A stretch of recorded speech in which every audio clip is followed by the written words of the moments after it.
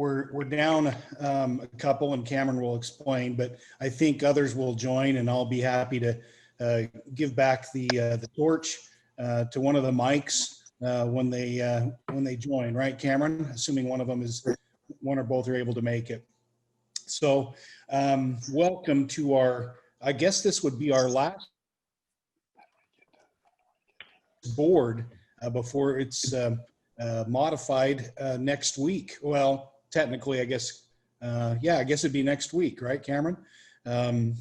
After our nominations committee makes the decisions on who will be either staying on the board or new to the board, fulfilling the seats that are up. So welcome. We appreciate everybody's work so much. I think, Cameron, this will be, unless you invent something next week, this will be my last board meeting as a member of the league board after, I think it's been 6 years. So is that right? Only 6 years? Only 6 years? Yeah, only 6 years. Anyway, it's been a great opportunity. So, and it's especially great just because we get to work together. So thank you all. Let's see, I guess Cameron, should we just go straight to the minutes, or do you want to do some introductions or maybe explain a little bit more what's going on with our other three officers? Yep, thank you, Mayor. And yeah, it has been 6 years, and you've been a rock star and a pillar of the league during your time. And so thank you for all the time and energy and dedication you've committed to us, and thank you for your friendship. And obviously you're not going away, you're still mayor. You just won't be on Zoom calls with us every month. The other three officers all are going to either be late or excused. Councilmember President Mendenhall has a ribbon cutting for a new fire station, so he'll be joining. That's right at noon, so he'll be joining right after that. Mayor Caldwell is finishing a community cleanup, and we'll call as soon as that's completed. And Councilmember White, you're nodding your head, so I'm assuming that means you're okay. Good. You're affirming that his excuse is indeed justified in O-Town. Nope, I've been out. I'm back. I'll be out again. So, yep. Perfect. We're cleaning up. Perfect. And then tragically, Mayor Ramsey's father passed away yesterday. He's been struggling for a long time, and so we've been on notice for several weeks that it could happen any day, and any day was yesterday. So she will not be joining us today. Her mom's not doing very well either, and she's the oldest sibling. So as the oldest sibling, she's consumed with family responsibilities today, as she should be. So with that, let's get underway. We have a jam-packed agenda today. If anybody needs Mayor Ramsey's contact info or wants Ramsey's contact info, let me know, and Mayor Piker, I can shoot it to you if you wanted to reach out to her. Mayor Pike, let's do minutes and keep on keeping on. Sounds good. Has everyone, any corrections need to be made to the minutes? I'll ask it that way. And if not, then I'd entertain a motion to approve the minutes of August 17th, 2020. This is Miley. I'd make a motion to approve them. Thank you, Mayor. Do we have a second? I'll second. It's Jeff Silvestrini. Thank you, Mayor Silvestrini. Any discussion on the motion? Seeing none, all in favor, say aye. Aye. Aye. Aye. Aye. Any opposed, say nay. Motion carries unanimously. Let's go to the conflict of interest disclosure. As you know, we have this on the agenda just to give each of us an opportunity to declare if there's a potential conflict of interest on the agenda. Any items? Any such items? Okay, then we'll go on to number 4, which is our executive director report. Cameron? Perfect. Thank you, Mayor. Nick, will you pull up the document within the agenda? Will you pull up the work packet? While Nick pulls that up, let me first just thank all of you for your work over the past year on this board of directors. We've accomplished a lot, and there's still a lot of work to do. COVID has thrown a wrench in everything, and the state of Utah has somewhat released the COVID-19 Utah Leads Together 5.0. The reason I say somewhat is this is still not yet on the coronavirus.utah.gov website. But we have a copy of it. I've been authorized to share it, even though, again, it's not on the website, and some of you may have already seen it. The 5.0 framework really gets down to these 2 key master goals and 6 supporting objectives. Over the last few months, I think it's been fair to say that people have been trying to articulate to the general public what success looks like as we combat a virus. And what this is attempting to do is better define the accountability and success. So it comes down to really 2 key master goals. Nick, can you scan down a little bit more? First is the health master goal, and the health master goal here is to ensure a case fatality rate of less than 1% in Utah. You can see nationwide, it's more than 3 times that, whereas in Utah, we have been at or below 1% for almost the entire 6 months now that we've been dealing with the virus. There was the stretch in early spring, but otherwise we've been at or below that threshold. On the economic side, the master goal is the unemployment rate of 4.5%, which the state just reached. But you can see that spike at the end of that 2020 chart of where our unemployment peaked above 10%, and nationwide it was almost 15%. So we're making good progress as a state toward those 2 master goals. Nick, can you scan down a little bit further? So then you can see the breakdown of the different supporting objectives. Rather than spend a lot of time going through these, I wanted more than anything to make you aware. The version that I have is still a draft version, and so I'm trying to get a hold of a final version that we could distribute. If you want the draft version, just shoot me a note and I'll send you the draft version so you can look at it. But this is what will be guiding the work of the State Economic Response Task Force and the overall Coronavirus Response Task Force in the weeks and months to come. Any questions about the Utah Leads Together 5.0 framework? Any questions or comments, folks? Looks great. Perfect. Appreciate it, Cameron. Perfect. Great. Well, then let me now pivot to one of the biggest changes that we've faced as a league around COVID, and that is our in-person events. And the annual convention gets underway next week, primarily a virtual event, but we do have several items of business that we will need to conduct there. Really the biggest highlight of next week's convention for us will be the gubernatorial debate. This is one of only 2 gubernatorial debates this fall between Lieutenant Governor Spencer Cox and his opponent, Chris Peterson.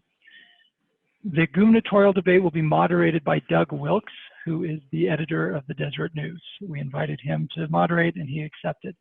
We have shared the format and the rules with the campaigns, and the general topics will have a local government flair, but we are working with Doug Wilkes on those general topics, but deferring to him to lead the discussion and make sure there's a good back and forth between the 2 candidates. We will be streaming the debate to all league convention registrants, but we do have limited seating available in the Salt Palace for board members and other VIPs.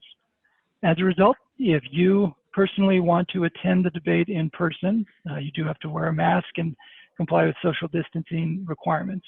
But if you want to attend in person, you must be seated at the Salt Palace by 8:45 a.m. next Friday, September 25th. We need RSVPs from everyone who will be in the ballroom. So our request of you as board members is to email me or shoot me a text, but otherwise communicate with me by tomorrow so that we can finalize the list of RSVPs.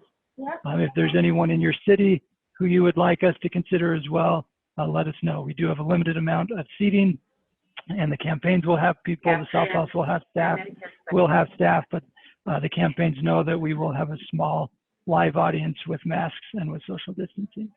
Okay. Any questions about the gubernatorial debate? Just upstairs for a procedure. You did it? Yes. Yes. Yeah, just remind everybody to go on mute if you're not, and if you're not speaking. Okay. All right. Thank you. I'll just make one more reminder to everyone. Please put yourself on mute if you're not speaking. Thanks, Cameron. Any questions on the gubernatorial debate for Cameron? Questions or comments?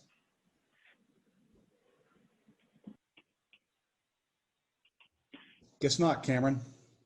Perfect. Again, please send an email or a text by tomorrow if you plan to attend in person, and if you have anyone in your city that is interested in attending. The other key, yep, fire away. We actually have the RSVP Qualtrics link I just shared in the chat, and that's how we can Even better. those down. Yep, even better. Even better. So the second major highlight will be the business session of.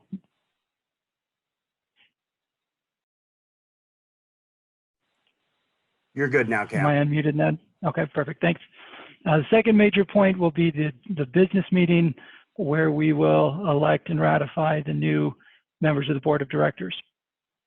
For the first time in my career, almost every member of the board who is open to run again this upcoming year has filed to do so. Everyone but one, actually, and that's never been the case before for me. So we take that as staff as a sign that you value your participation in this board and that it's been a valuable use of your time. The nominations committee, Nick, will you go down to the link for the nominees?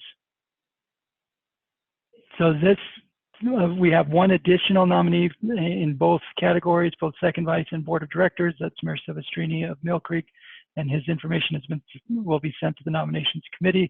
But you can see that we have more than twice the number of applicants than we do available spots, which is a good problem to have, but it's also something I want to make sure everyone is aware of, that we likely will have some changed faces. We may have some faces that continue, but we'll likely have some changed faces going into next year. Some of you who are staying on the board are serving as members of the nominations committee, and you'll be meeting Wednesday afternoon to deliberate over the next membership of the board.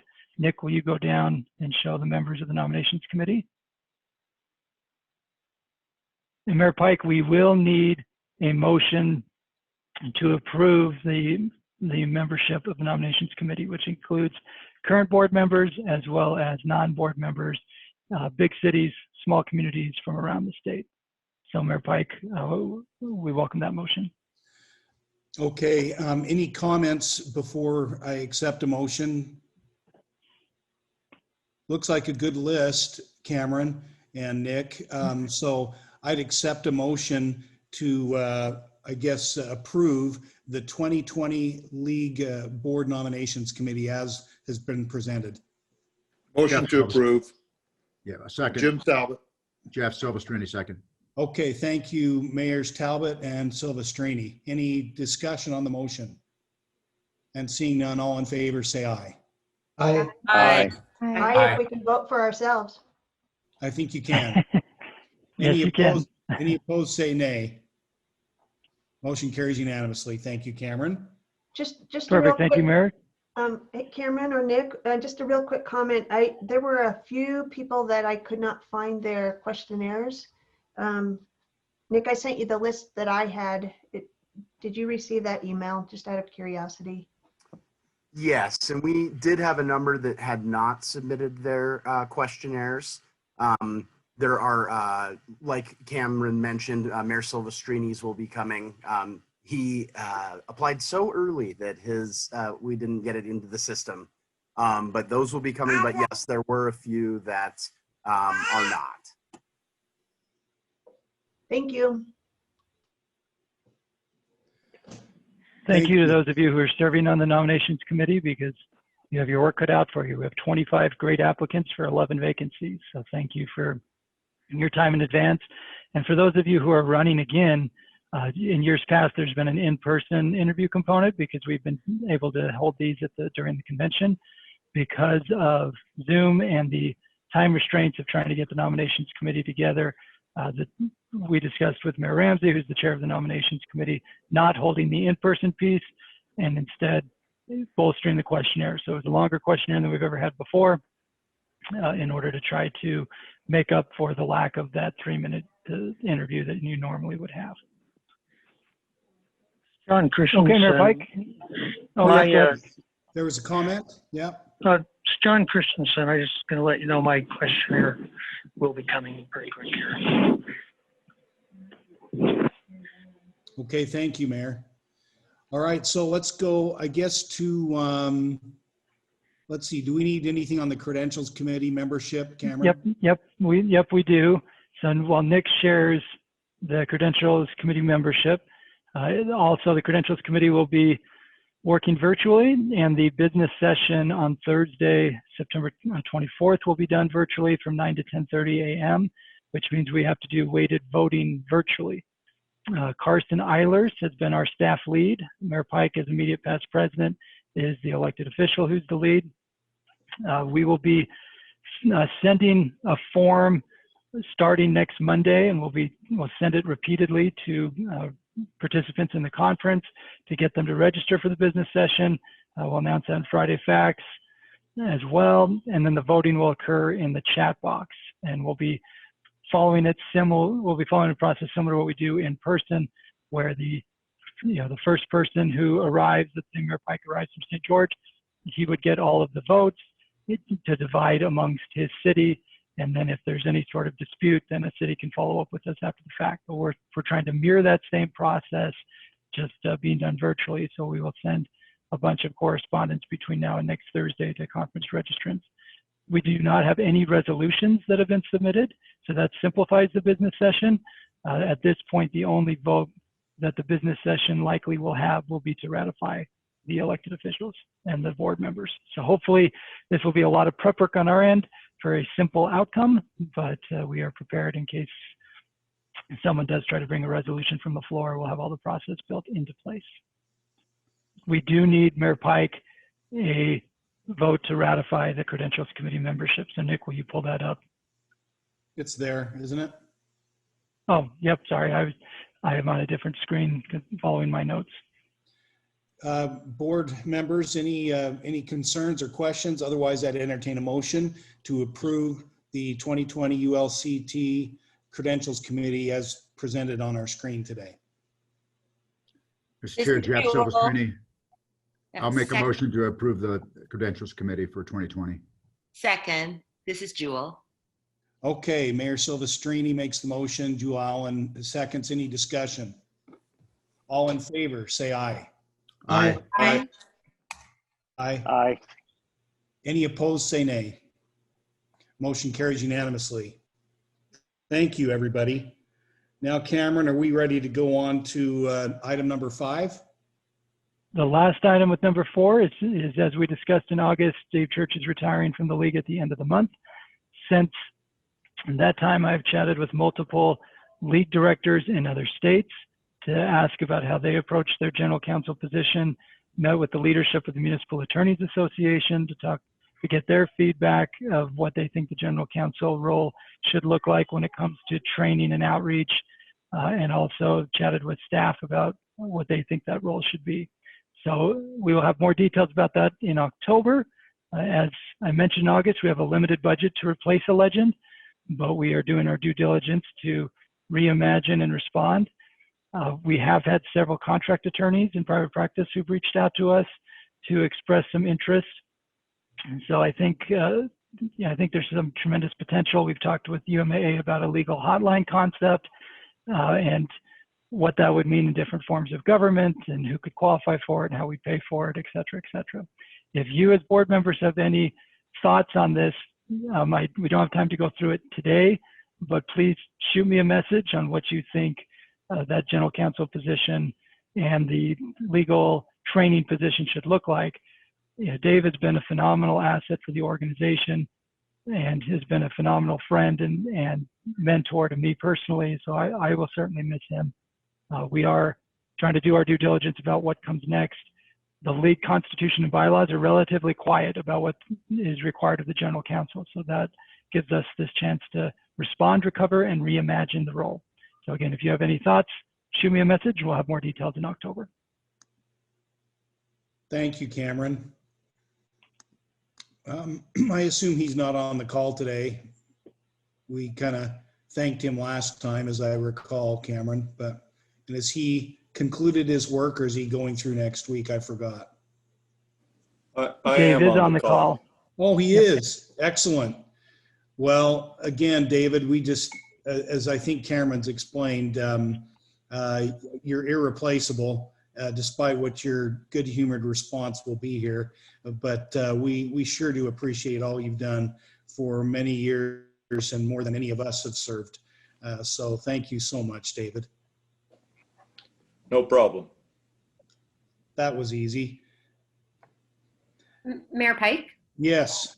I was just curious if David Church, since he's with us, has any comments to make regarding what you were just saying, Cam, in terms of this position.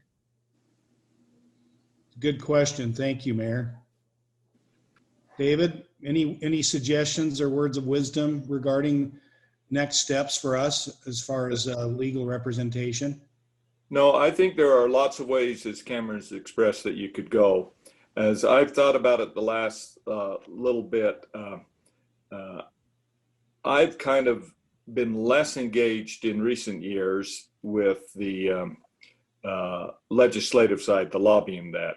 I spend, but almost every day I field calls from cities and towns asking questions. And that's calls or emails. And then, of course, I've spent time just counseling either board members or staff members on the typical corporate kind of league governance kind of things like that. So as you go forward, I think that second thing is easy to fill. You've got lots of good attorneys. You've got lots of good people that can advise you as to the leagues itself and hiring and, just the general kind of corporate things that you do with running a business. The training side of it, you could go lots of different ways. I'm not necessarily sure that the way I've been doing it is the best way or needs to continue, but it is something that people have got used to, where they just call and I give them an answer. And I think that the membership appreciates that, but there are ways to do that without paying an attorney even to do that.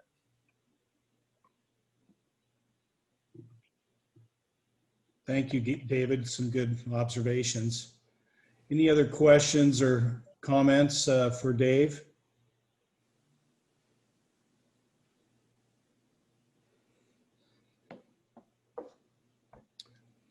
All right. Well, we have our work cut out for us.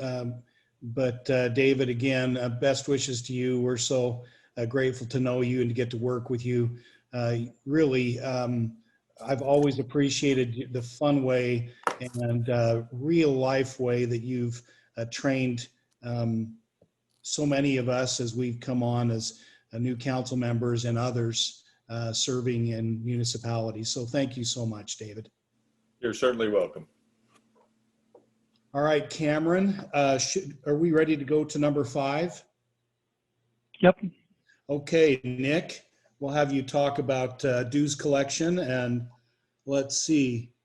Yeah, I guess it's that report, and I don't know if we'll need a motion on that to accept it once presented, Cameron, or no? Nope, it's just an update. Okay. All right, Nick. Mr. Chair, it's unacceptable anyway, so we can't move to accept it. There we go. All right. Well, we, yes, just wanted to bring to your attention a number of the cities who, as of the 9th, had not paid their dues.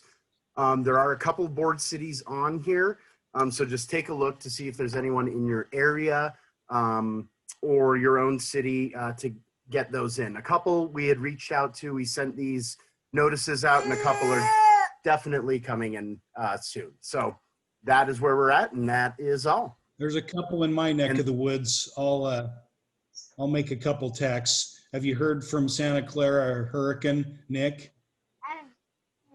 I don't believe so. Abby, are those any of the ones we've heard back from? Or Hilldale? No, I have not heard from them. Okay. if it's okay, I'll go after them nicely. This is Miley. I have a feeling Cedar Highlands doesn't need to remain on this list. That is Yep. true. Yeah, fair Mayor point. Mayor. Pike, Yes. Yes, please.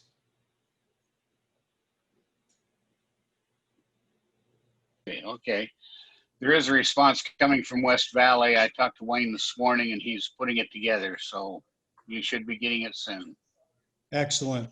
Thank you, Don. Uh-huh.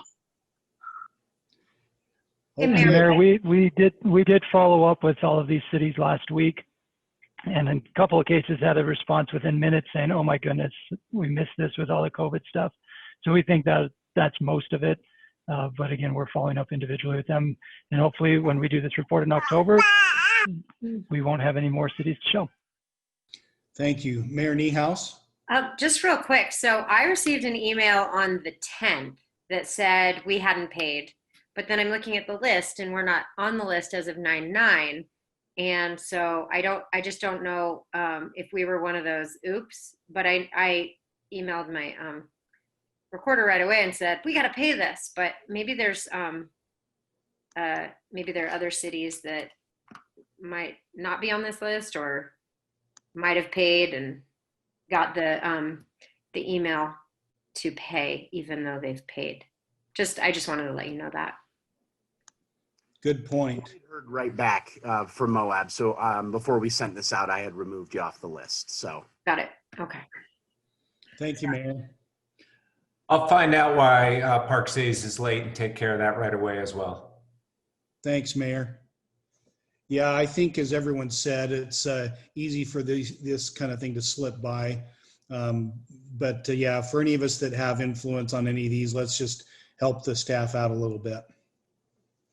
Okay, Nick, anything else on that? Okay. Nope. Sorry, my unmute button kept moving. No problem. So let's see, let's go to number 6 then. 2020 priorities and review and fiscal year 2021 looking forward. Cameron, are you going to start this, or Abby? Yep, let me give the quick overview of what we're going to try to accomplish. It's listed for 20 minutes. We'll try to do it in 15. This is an effort for the first time second time to try to provide some metrics for how we are accomplishing the strategic goals and to report back to you about how each department is accomplishing the LEAD's mission. That's membership engagement, communication, and then the policy side, and then we'll get to the advocacy side in a moment. So with that, Abby, take it away to do the quick overview of the membership engagement piece. Okay, so in your board packet, you have kind of all the details in there, a bunch of numbers, so I won't bore you with all those numbers. I just wanted to point out a few things. So a couple of things that affected these numbers. We didn't have mid-year this year, which we lost about 470 attendees from that. And then a couple of our luau events, we made those online events. And then these numbers don't contain anything about exhibitors. It's just strictly cities and towns. And then one of the things that increased our numbers were elected officials essentials. We do that every other year. So we had this year, so that kind of gave us a boost. One thing we offered for the first time at annual in 2019 was that pre-conference training. So that brought in a few more attendees. And then, so out of the 249 cities and towns, we had 169 of those engage with us. So it's a pretty high number. And then for our highest attendance, that is Local Officials Day, just because we have the 2 different groups attending, the youth as well as elected officials. One positive thing is for the land use meeting, we had a record attendance for that. In regards to population, first class cities, those are our largest population, but there's only 4 of those. So it looks a little bit low, but it's just because of the overall percentage. And then when I broke it down by job title, unfortunately, we're a little outdated right now, but we're going to be updating our like membership software. So I kind of had to go in manually and figure out everyone's job titles because they typed those in. So I kind of had to categorize those. But overall, it looks like we had city council members was our largest category. And then for the first time, we did all of our Zoom meetings because of COVID. And those have been really successful. We initially had it just as like the general Zoom meeting. And then as you may know, we had that little mishap. And then we switched over to the webinar. So with the webinar from about May till now, I was able to see how many people attended. So just more details, but it was just kind of their name and email. So I couldn't break that down by like titles. But towards the beginning, I noticed that we had some like record attendance. We had up to like 500 people attending when we had like Lieutenant Governor on there and Governor Herbert. So then you can just see, I just put like the calendar of events, how many people attended. So that was about it. Is there any questions? Questions for Abby? No, but thank you. It looks like no questions, Abby. Very good.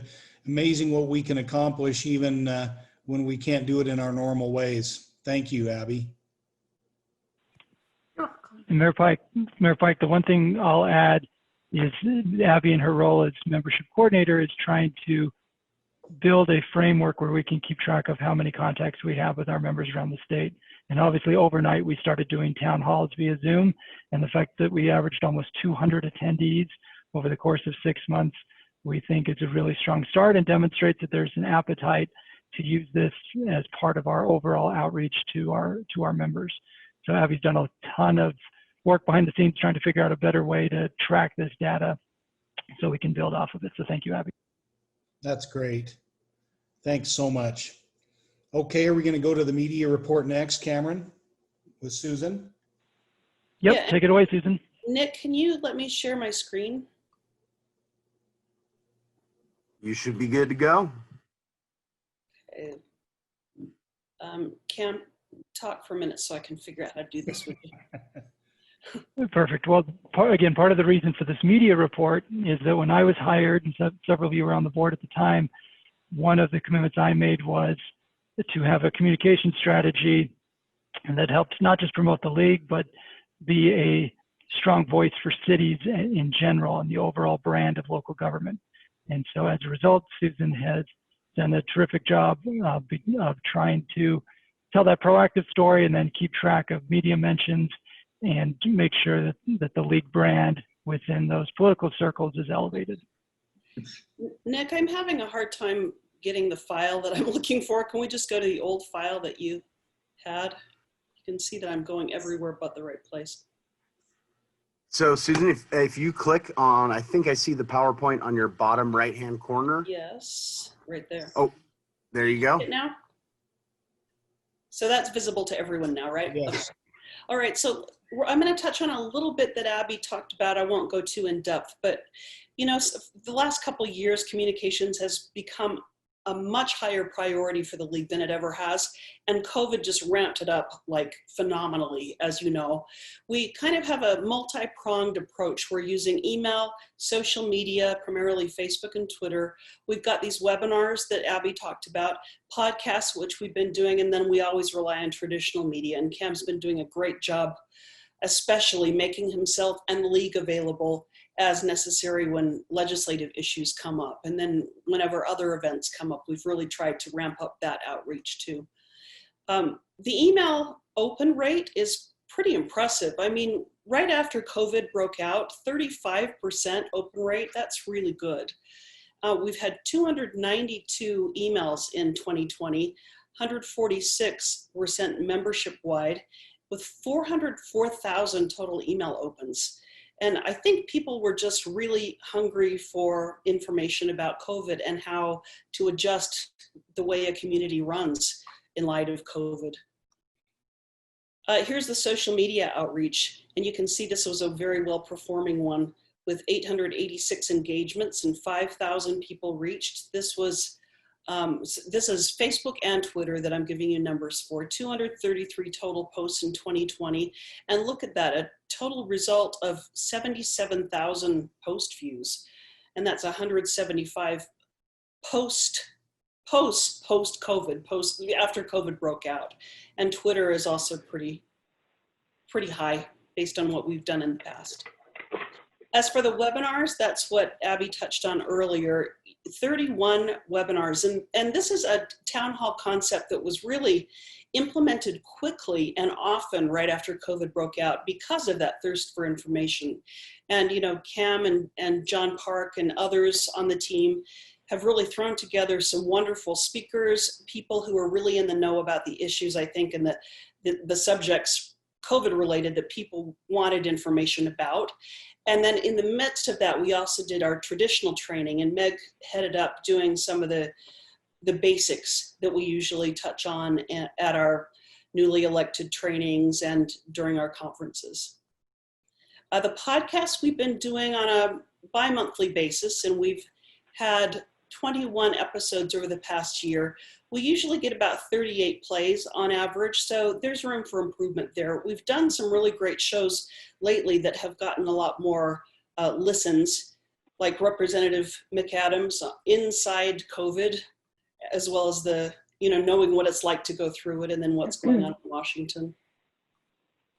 Here is a new service. It's some results from a new service that we just contracted with. It's Critical Mention, and they give us a summary of what the value is of the TV audience and the online and print audience that we have for the league. And you can see, this is just a preliminary search because I'm not really good at it yet, but we're getting a really good audience with television, a phenomenal audience online and with print, 119 million. You know, and the value of that is more than $1 million.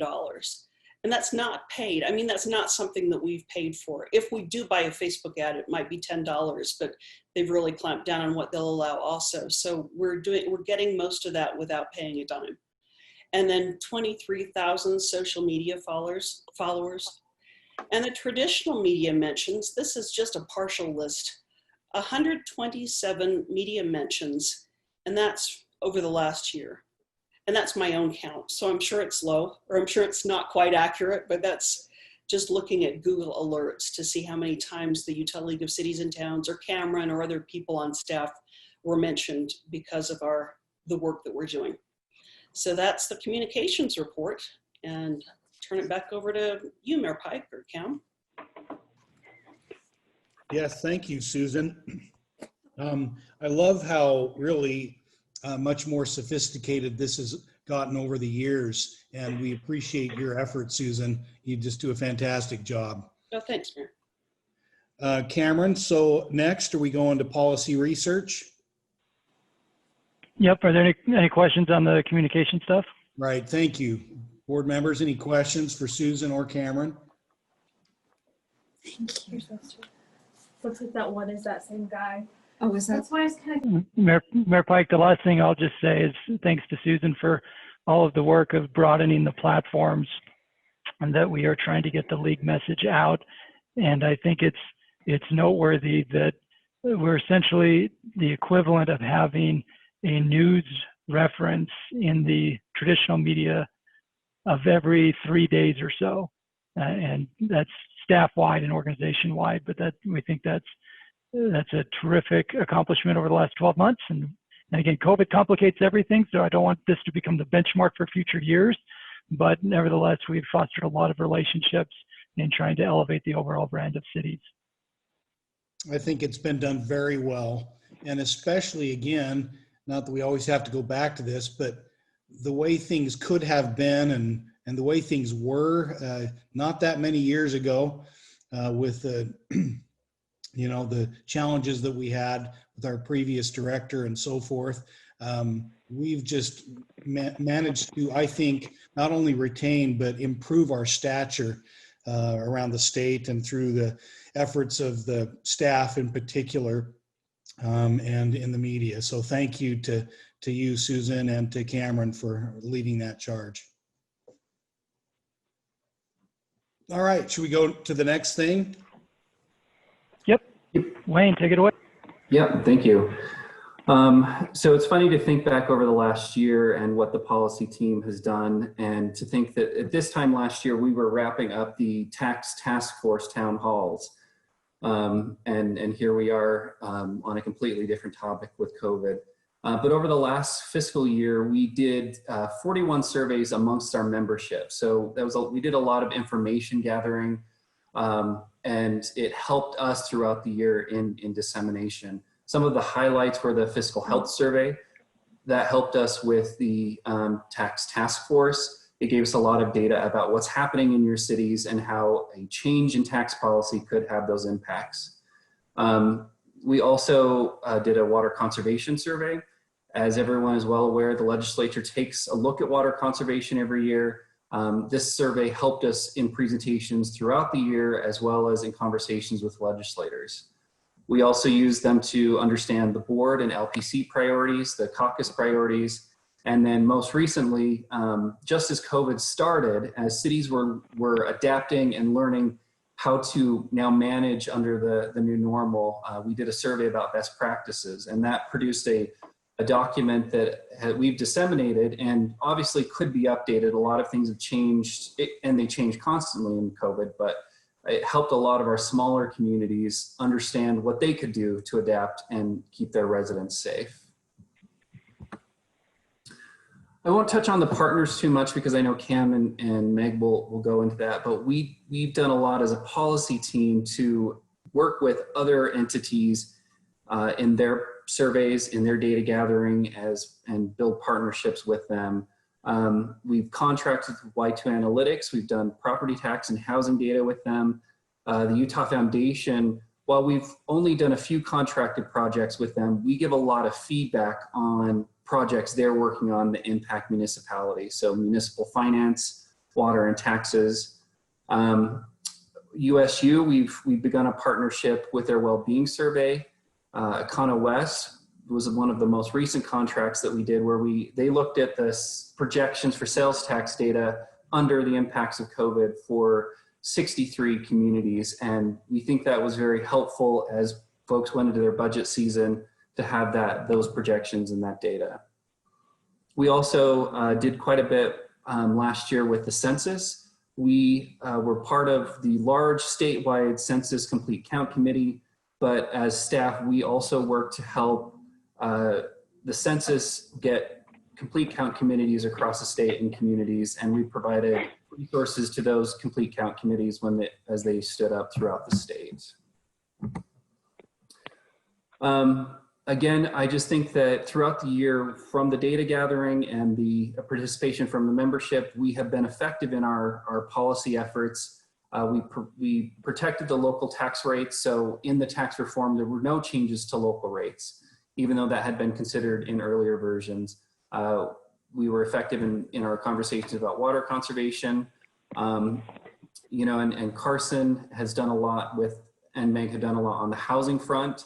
And the data that they've collected and disseminated has been effective in the political fight that we constantly have when it comes to housing and housing policy. So happy to answer any questions.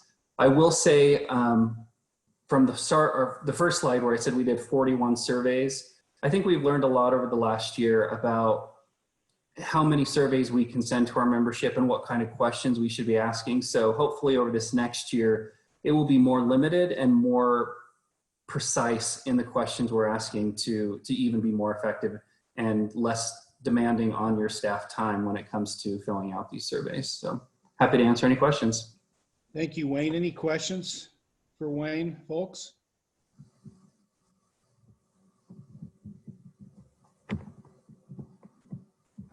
Doesn't sound like it for the moment.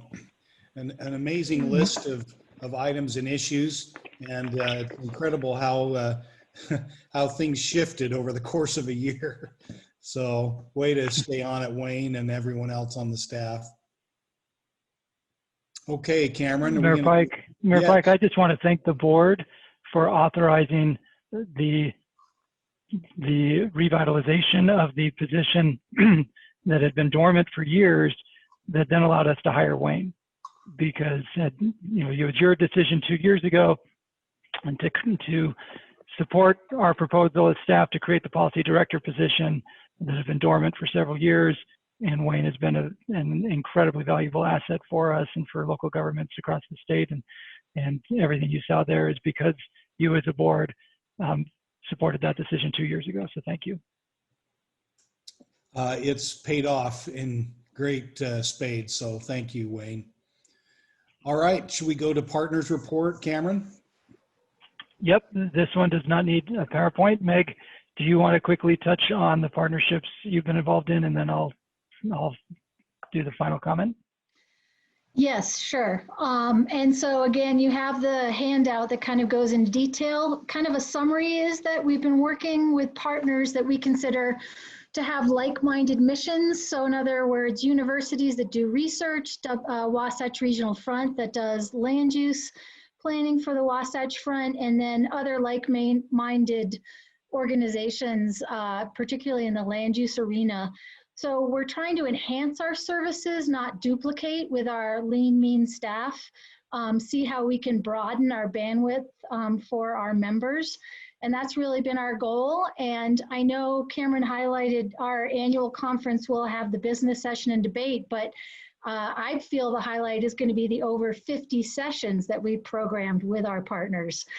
So there's going to be some great, incredible content there for you as well. And that's really the quick overview. We're going to continue to do that. We're going to continue to see how we can get more information to the hands of our members in the future. Mayor Pike, just to finish this up, we have a full-time staff of 9.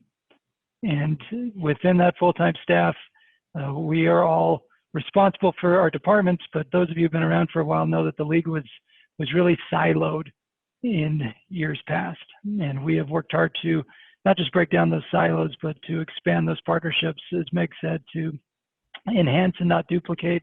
And as Wayne indicated, to try to provide expertise to sister organizations and making sure they're getting full perspectives on research projects and other things. And again, try to elevate the voice of cities within all of these groups. And so we're very pleased by the partnerships.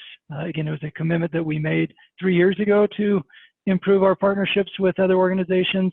And this is the first chance we've really had to come back to you since the first strategic retreat a couple of years ago to give you this check-in. Well, thank you, Cameron, and thank you, Meg. Any questions or comments from board members on this item? I do think, besides the things mentioned, it's been good to have the various partners from time to time involved with us in meetings and so forth for reports. It's clear to me that we are our efforts are well placed, and I think those partnerships are valued from both sides. So thank you. Okay, Cameron, anything else under that heading, number 6? Nope, we can move on to number 7, and we do have in items 7 and 8, we do have motions that we need from the board. And then I should just note, Mayor, that at 1:15 we will have invited guests join us, both city folks who belong to the Loveless and Lee Task Force, as well as a couple of invited guests from the Department of Public Safety, Commissioner Jess Anderson and Chief Brian Redd. And so we'll go as fast as we can with items 7 and 8, but we do need some guidance from the board on item number 7. Okay, jump in. Go ahead, Cameron and Victoria and Wayne. Thank you. I will go ahead and share my screen again. So what we're looking for from the board today is guidance on the third tranche of CARES funding that is coming from the state for cities and towns outside of Salt Lake and Utah County. You all remember the funding was split into 3 tranches. The first 2 were based on population. The first tranche was distributed. The second tranche is currently available. The third tranche has always been open for potential changes. We wanted to reserve that in case there were hotspots or unforeseen need or additional guidance or changes to the CARES Act that might change how we would like to distribute that third tranche. As of right now, there are no changes coming from Congress on the CARES Act money or how you can spend it. The Senate last week tried to pass a version that would have pushed the ability to spend the CARES Act to December of 2021. That did not pass muster through the Senate. And so we're not anticipating any changes or any potential legislation coming from Congress until after the election. So we kind of have to make these decisions under the premise that nothing will change and the money has to be spent and utilized only for direct COVID-related expenses by the end of December of this year. So I put some options that we could potentially look at, which is you keep it based on population. The other one is you convert the remaining funds to a grant program. We discussed Representative Kwan's public safety mental health grant that she would like to use some of the funds for. So the funding would go to the Department of Health and communities that need this funding for public safety mental health COVID impacts. They could apply for those dollars from the Department of Health. We could look at other potential grant programs in the third tranche, or we could shift it to different data sets. So instead of population, it could be COVID numbers within your health district, or it could be like St. George and Moab and Park City that see increased visitation throughout the summer. So we could use visitation numbers. You could do age of population, as it could either be you have an older population or you have a younger population. With universities coming back onto campus, you could potentially need money there for uptick in cases because of that younger population coming back to campuses in your community. Income, the funds can be used for grant programs for impacted individuals. So what we know in Utah from Kempsey Gardner is that it's been the lower income individuals that have been largely impacted with unemployment. So especially in the service industry. So we could target the funds for communities that have a poorer population, so they could set up grant programs within their communities, or a number of businesses. The funds can also be used for impacted businesses. And so I'll stop there unless Cam, you want to add anything to it. Sorry, one more thing. We did have about 100 communities who had not taken the first tranche of funding. We reached out to all of them, informed them. Majority of them are taking the funds from the first round. We do have a small subset of communities that are saying, we just don't feel like we have the need for the CARES funding with its narrow scope of use. And so we're not going to take any of that money. And so that's something to consider as well, is that there are some outlying communities that are not taking the money at all. And so even if we made it available based on population, there could be money left on the table for local government. So Kim, do you have anything you want to add to that before we get feedback from the board?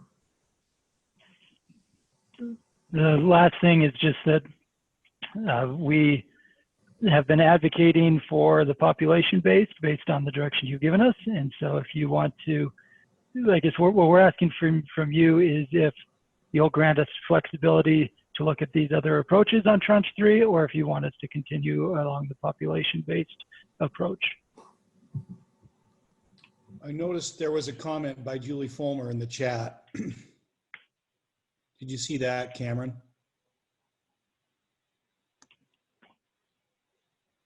Wayne, do you want to answer this, since this has probably been the one question you've heard more than anybody else, and any other question this summer? Yeah, so great question. Mayor Fulmer. So yes, public safety, can you use these funds for public safety has been our #1 question. So in the frequently asked questions, in question #2, the Treasury says that you can assume, so your employees, if you're going to cover your employee expenses with CARES Act dollars, they have to be substantially dedicated. In question and answer #2, the Treasury says you can assume that public safety and public health employees are substantially dedicated. So it's just an underlying assumption. And so on September 2nd, the Treasury shifted that language just not only in the FAQs, but they actually put it in the guidance that came out originally when the CARES Act dollars became available. And that was not updated until September 2nd. And there's a whole section on public safety, the ability to just assume that your public safety are substantially dedicated, and then lists out specific titles of employees within those sectors that you could make that assumption with. I think there have been the governor's office, Salt Lake and Utah County, the ones that signed for the dollars and are ultimately responsible, even though you indemnify them, they have approached this issue with a lot of caution, which is understandable. But I think the guidance is pretty clear. I think it's important that you do make sure you have a policy in place on why you use it for public safety. But I think the guidance is pretty clear, and I'm more than happy to send you that language from the updated guidance, not just from the FAQs, but the updated guidance. I'll send that to you later today. Can I ask a question? Mike, this is Miley. With all of this, would it totally change the amount of funding? I mean, in all of Iron County, we planned our method for distribution and what we would use the CARES funds for based on this population and what we would get in each tranche and how it would be divided out. And so changing it now will really impact all of the different cities in Iron County and how we planned on spending and distributing and purchasing and everything that dealt with the funding. Cameron or Wayne, do you want to comment on that? Good point. Yep, Wayne, take it away. Yeah, that is great feedback. So we have always cautioned that the third tranche could potentially change from population base. We've tried to communicate that through the whole process.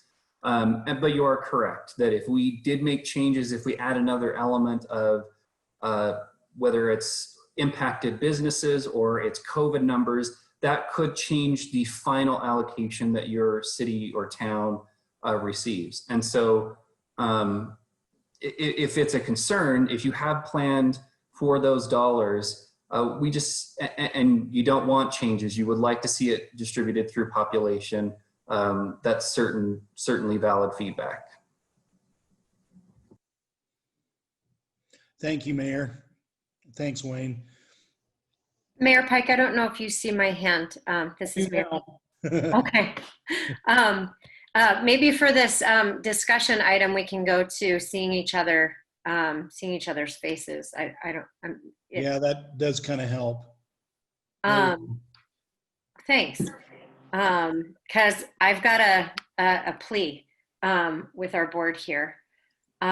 So my finance director, Clint York, did an analysis across cities regarding sales tax and where we all were in terms of comparison to our 2019 numbers, and then further compared how much we received in terms of CARES Act dollars based on the population. And I will say that when we talked about this as a board before, I was in favor of the population distribution formula.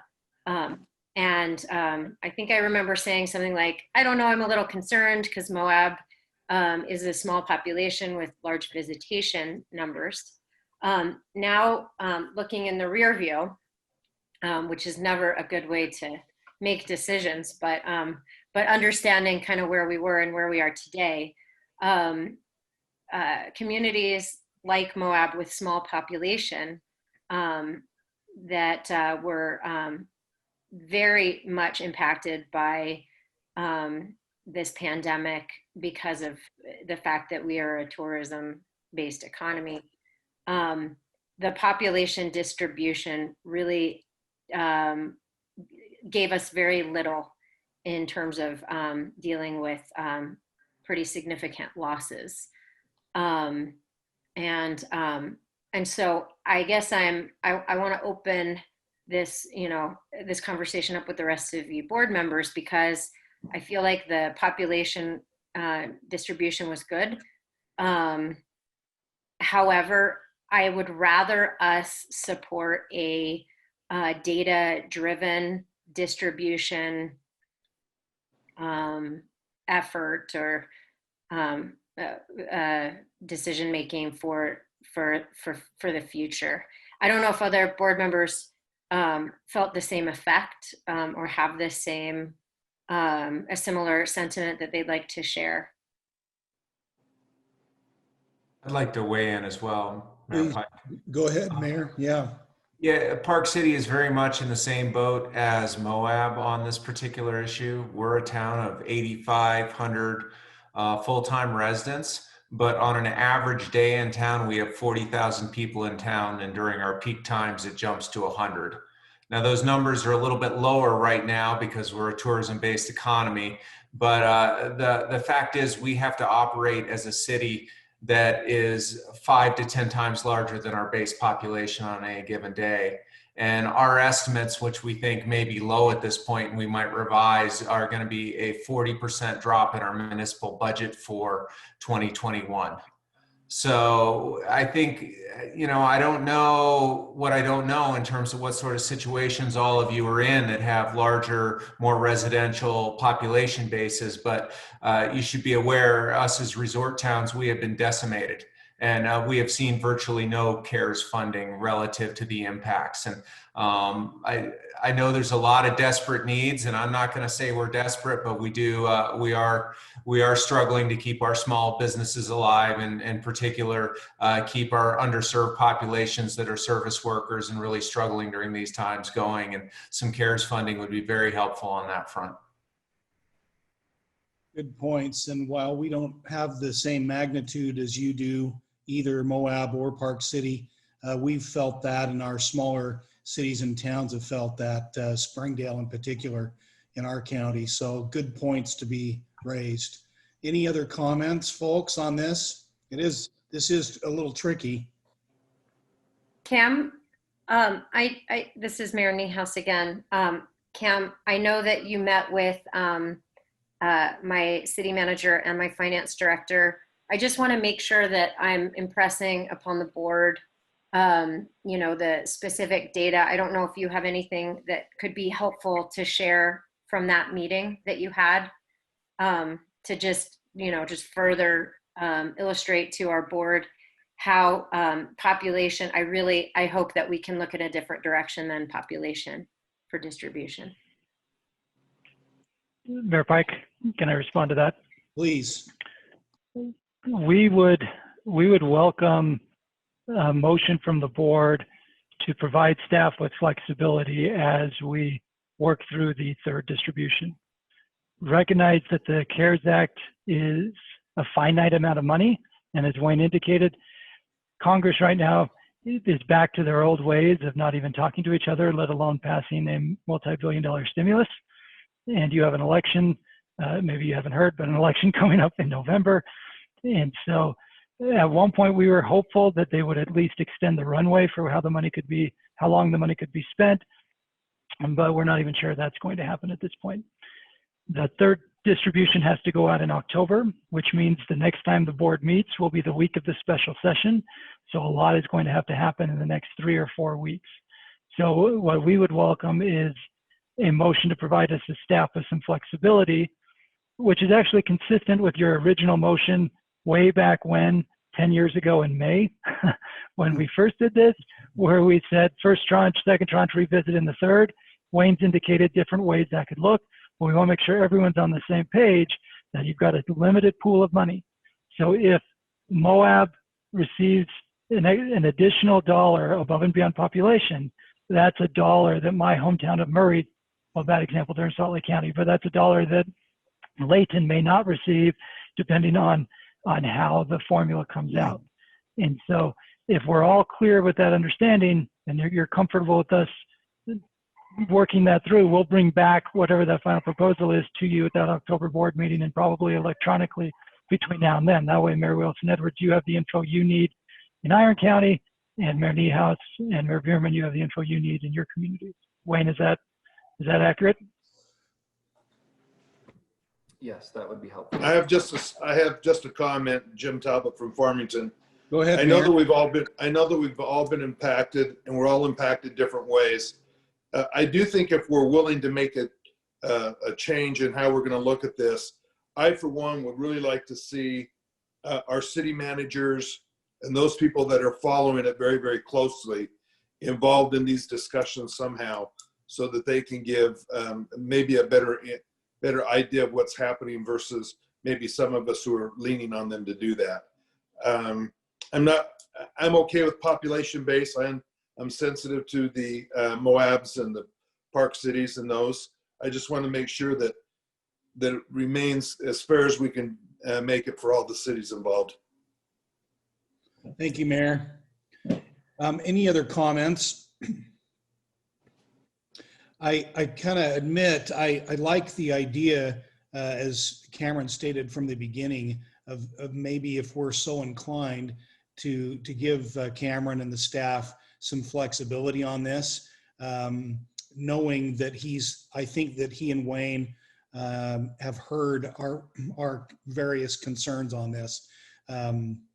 Your thoughts, and if there are no other comments, I think we could take a motion.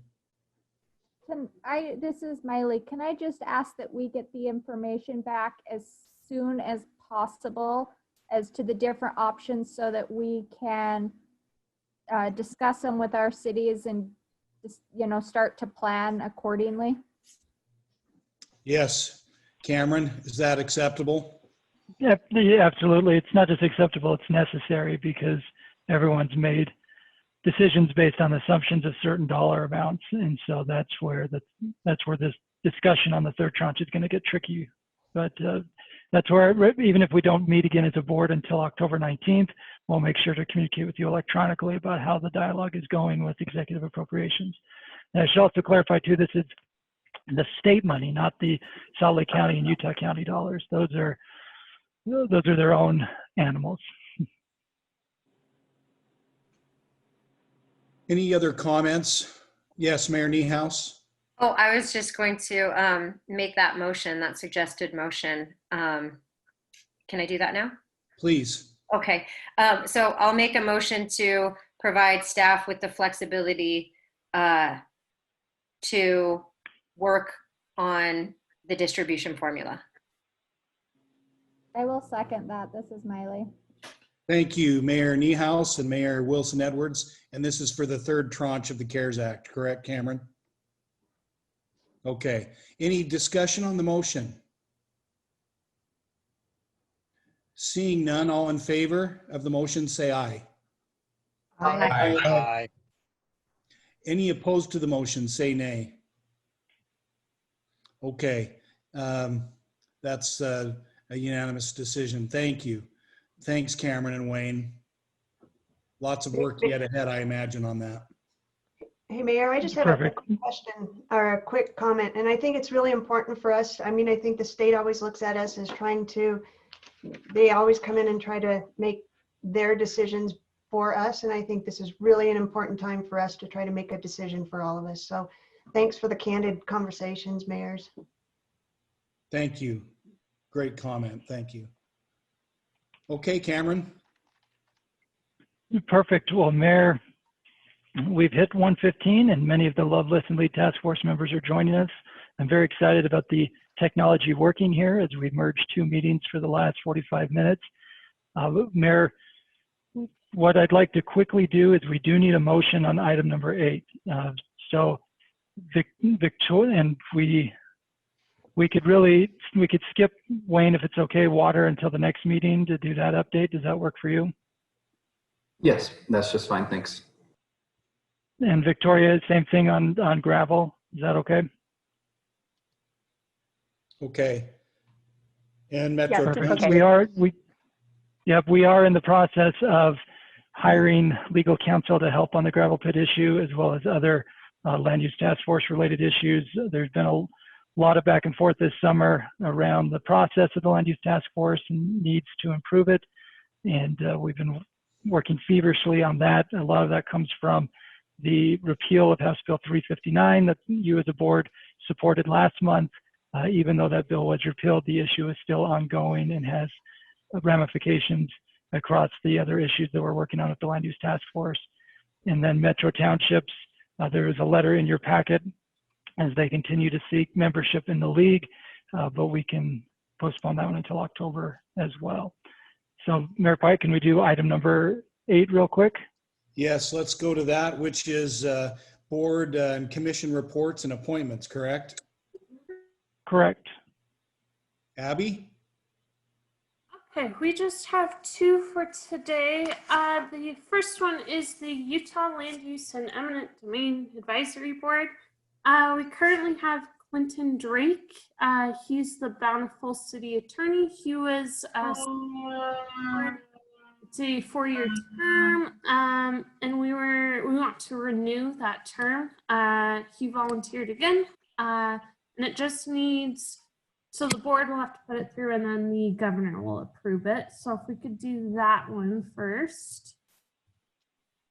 Any questions on that? State the name again. It's the attorney for, did you say? Bountiful. And what's his name? Clinton Drake. Do we have a motion to, is that a reappointment, did you say, Abby? Mm-hmm. Correct. Do you have a motion to reappoint him to, let's see, I don't have that file up, which that was the Utah Land Use and Eminent Domain Advisory Board? Mm-hmm. Clinton Drake. Do I have a motion to reappoint him? Mayor Niehaus? Move to reappoint Clinton Drake to that board. Do I have a second? Second, this is Jewel. Jewel, thank you. Any discussion on the motion? Seeing none, all in favor, say aye. Aye. Aye. Aye. Any opposed, say nay. That motion carries. Abby, the next one. Okay, next one is with UCare. They reached out to Cam and they want him to serve on the board. So we just need our board to approve that before he can go ahead and serve on UCare, which is— Cameron, are you okay with that? Mayor Pike, I am. My term on EDC Utah's board of directors just expired. So I thought, what am I going to do with this extra 2 hours a month? And then UCare reached out. This is why, in a nutshell, I think it's important. This is about a 10-member board, includes the chief of staff of the House of Representatives, industry leaders from Rocky Mountain Power and others. They do not have anyone currently that brings a local government perspective. And that's why they reached out to me. And in light of the resolution that the membership passed last year, I felt like this would be an important opportunity. It would be a 3-year term. Fantastic. Any concerns? If not, I'd entertain a motion to appoint Cameron Deal, or I guess we'd be approving this move for Cameron Deal to be on the Utah Clean Air Partnership. Dustin White, Roosevelt City. So moved. Have a motion? Do we have a second? I'll second it, Jeff Silvestrini. Thank you, Mayor Silvestrini. Any discussion on the motion? All in favor, say aye. Aye. Aye. Any opposed, say nay. That motion carries. Cameron, sounds like you're in. Terrific. Thank you, everyone. And I'll be sure to report back on that one. And now, Mayor Pike, we are ready for the joint meeting. Good. And who's going to lead that? Will you lead that, Cameron, or? Yep, I will take 2 minutes to introduce what we hope to accomplish in the next 40 minutes or so, and then introduce our guests, particularly Commissioner Anderson and Chief Brad. Wonderful. So first, thank you to the League Board, as well as the members of the Loveless and Lead Task Force who have been working on this very important issue around community trust in police. And what we have seen over the last few months is that there is an appetite in the public to see some sort of action take place. We have been taking the strategic approach over the last few months of love, listen, and lead. Starting with the foundation of love, we have really emphasized the listening phase over the last few months. I'm thrilled that Chief Tom Ross of Bountiful City is on the call. He's the co-chair of the Love, Listen, Lead Task Force. And more importantly than that, he's the president of the Chiefs of Police Association. And Chief Ross, I believe your days are 48 hours long rather than a standard 24 in light of all of the meetings that you've been having over the last 3 months. I hope you get a summer vacation next year since you spent your summer this year meeting with stakeholders and community leaders to get a better understanding of the concerns out there. And so thank you for your leadership as well as everyone else on the task force for your outreach. The handouts that you have within your packet, and this should be in both packets, include the following. First, there is the report. Nick, will you click to the Department of Public Safety report to the governor? This was the result of Commissioner Anderson and Chief Red doing their outreach for several weeks this summer. They met with frankly, countless stakeholder groups and individuals to get a better understanding of their concerns that they have, and then categorized and highlighted to Governor Herbert, and then they authorized us to share a copy of this report with you. The second link that is within your document is the community listening tour for legislators. So in addition to the executive branch, the state legislative branch has been doing their own listening tour. Senator Luz Escamilla hosted a meeting for the entire legislature with 14 stakeholder groups. She invited us to listen in, provided us with the link. Our Love, Listen, Lead intern, Emily, who's on the call here, transcribed it for us, and we shared it with you and highlighted some of the key provisions there from what the community stakeholders had shared in that meeting. In an effort to try to stay on top of all of this, I'm going to try now to share my screen. Is what we are referring to as our matrix. So Nick, I'm sharing my screen. Hopefully everyone can see this. But this is our attempt now to stay on top of all of the different potential policy ideas that are out there. Column A are the topics from the Department of Public Safety's outreach. There were 19 of those topics. You as a league board have already taken a position here on this first item. Then we've tried to break it down by category and then the individual policies. So for example, one of the 19 topics from the Department of Public Safety is around body cams. There are quite a few other ideas related to cameras, so the category of cameras, and then different policy ideas that stakeholder groups have put on the table. And then we've broken it down by each of the policies or each of the stakeholder groups that we've either met with personally or listened to their discussions in the case of that legislative meeting. What we have not yet done, you'll see at the end here, is what we refer to as the League or Chiefs of Police merits or League Chief of Police concerns. That's the next step when we get to deliberation. We've intentionally not taken any positions on these concepts yet because we wanted to focus on the listening and gather all the information to then bring it back to the task force and to the league board and the police chiefs board in order to then have that big picture deliberation about what comes next. With that, Mayor Pike, let me also give you a quick update on the Y2 analytics work. The league has funded 50% of this project, and the other funders are Salt Lake City, Ogden City, Utah Transit Authority, the Department of Public Safety, the Chiefs of Police Association, and the Utah Association of Counties to do focus groups with people of color as well as law enforcement officers from around the state, and then a statewide survey to better understand what the public is looking for when it comes to community trust in policing and racial equity issues. One focus group is done, 2 more are scheduled for the next couple of days, or better put nights. They'll be tomorrow night and Wednesday night. I'll be attending those. And then the statewide survey will go into the field, and we should be able to report back on all of those efforts in the October 19th board meeting. There are already quite a few bill files open, ranging from mandatory civilian review boards at the Capitol to changes to qualified immunity. So we are doing our best to be proactive in this conversation, focus on the listening, and then we will pivot to deliberation because there are many issues coming our way for us to consider. With that said, Mayor Pike, and I see Mayor Caldwell has joined us now, so welcome, Mayor. I want to introduce our two special guests who will then lead the next phase of the conversation, and that is Commissioner Jess Anderson and Chief Brian Redd. Before I turn it over to them, though, are there any questions about what I just briefly highlighted and referenced? Any questions for Cameron, folks? I don't think so. Let's go ahead, Cameron. Perfect. The last handout was what we refer to as the National League of Cities Equity Glossary. What we have found in our outreach to stakeholder groups is that sometimes what one person says and another person hears aren't necessarily the same thing. And so we are sharing the glossary the National League of Cities provided to us because we think it will help with the overall understanding of where everyone's coming from in this listen phase. So with that, Commissioner Jess Anderson was appointed the Department of Public Safety Commissioner in August 2018. Oversees 1,500 employees, 520 of which are sworn officers, and provides the statewide public safety services through UHP, Post, and other organizations, and has 20 years of experience at DPS, though my hunch is, Commissioner Anderson, that this 1 year probably feels like 20 in light of everything that the state has dealt with and all of your work around COVID and windstorms and police issues and everything else. And then Chief Brian Redd is the Chief Special Agent over the State Bureau of Investigation, Operation Rio Grande, and Statewide Information Analysis Center.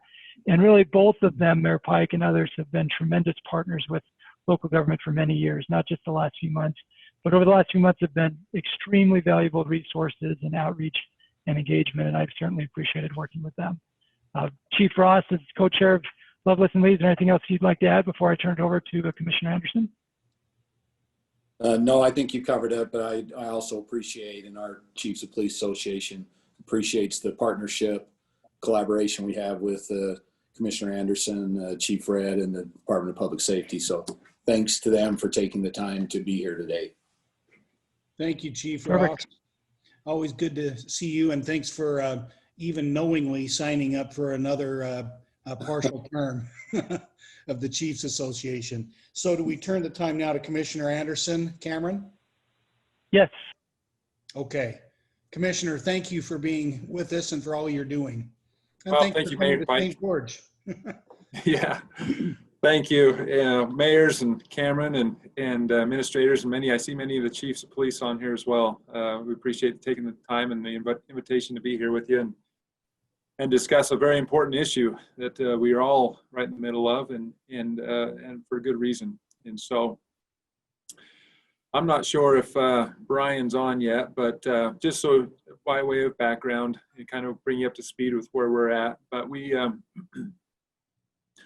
back in late May, of course, when a lot of these, what we saw coming out of Minneapolis and happened here in Salt Lake City and around the state with several of these protests and different events that have impacted your communities.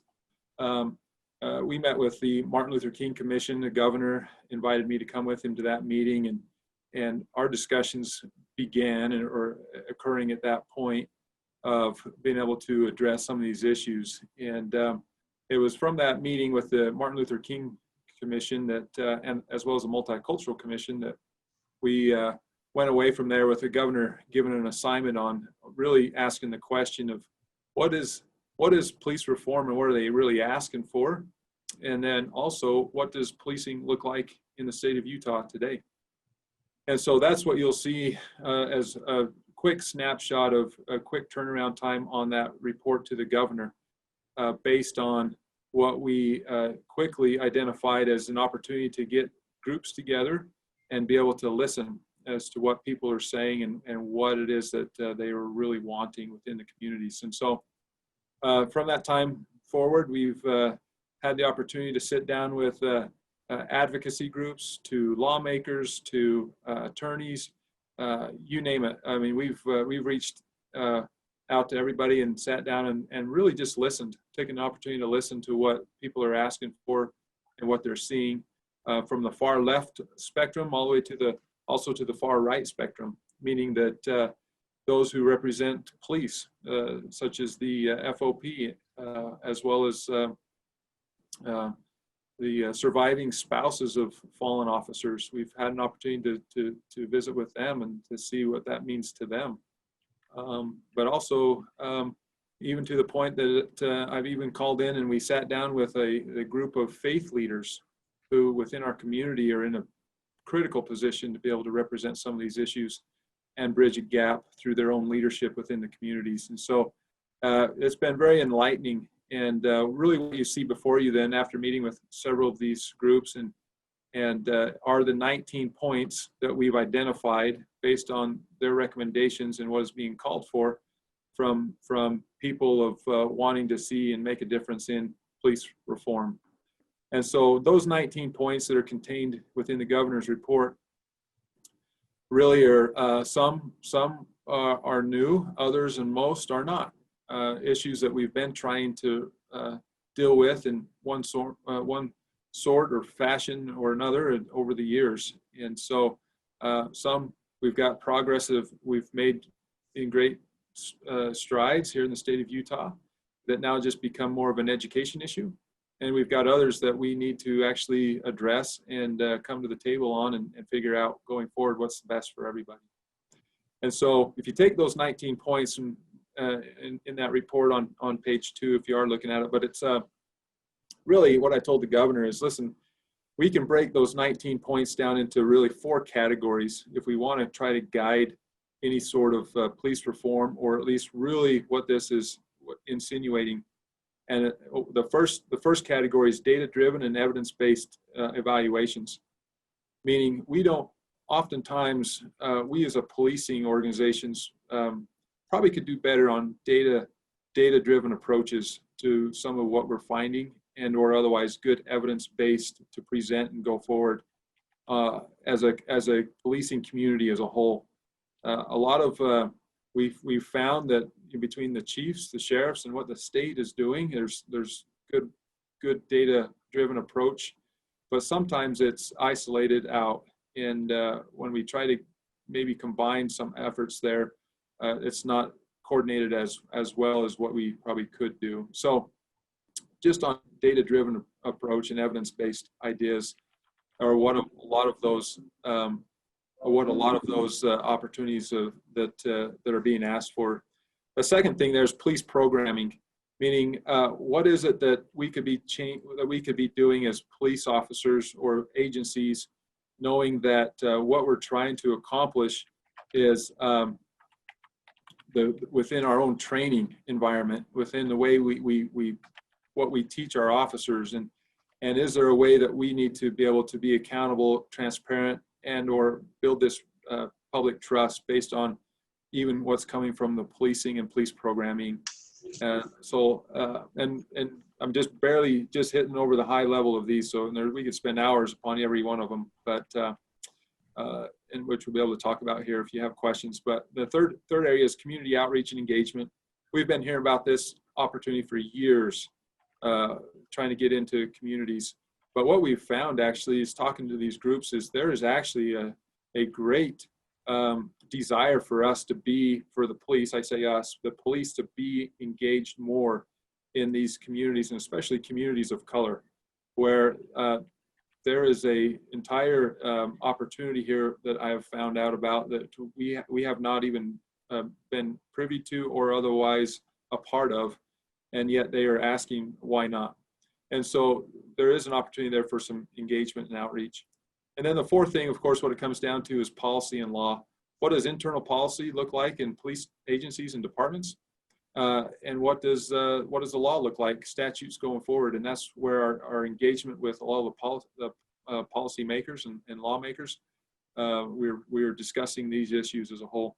Back on the policy piece of this, you realize and think about the fact of what happens to an agency policy if the agency does not have the ability to assign somebody to stay actively engaged with police policy. We understand that it falls dormant. Otherwise, it could become archaic very quickly and forgotten about. I share that with you because we at the state level are actually lucky enough to subscribe to what's called Lexipol, which is a group of attorneys and Chief Valentine actually can speak to this very well, but whereas we subscribe to this group where they are tracking police trends, or they're tracking police policies. They make recommendations. They send that out to us as an agency, where we have the ability to stay current with our policies, whether we want to adopt that policy, whether we need to change it just to meet the department need of what we do, or we could reject the policy altogether if it does not pertain to what we do in the state level. And so I share that as an example, knowing that that's takes a lot of money to be able to subscribe to LexiPoll. And not all agencies, especially when you get into some of these smaller police agencies, have the ability to subscribe to something like that. But that's what I'm talking about. When if we don't stay up on our policy, it does become archaic or otherwise outdated. But there again, what we've done is to continue this engagement with people, with all these groups. We actually are holding regular meetings with about 40 people who join us, representatives of all these advocacy groups, to the chiefs, the sheriffs, the attorneys, the lawmakers. We've got a lot of professionals around the table or otherwise on the call. That and Cameron, part of that, and we appreciate all that support coming together now, saying, okay, how do we now start to address these issues, and what is it that we need to come together on as far as an understanding going forward? So that is occurring. Good dialogue, very respectful, in a very professional manner, as it should be, as we now describe and understand what it is that police reform looks like, police and social justice reform look like going forward. So with that, Cameron, I've asked Chief Red, actually out of my department, as to be my liaison or help out with this effort going forward. And so he's done a fantastic job in the relationships he has in the community. If Chief Red, do you want to add to that?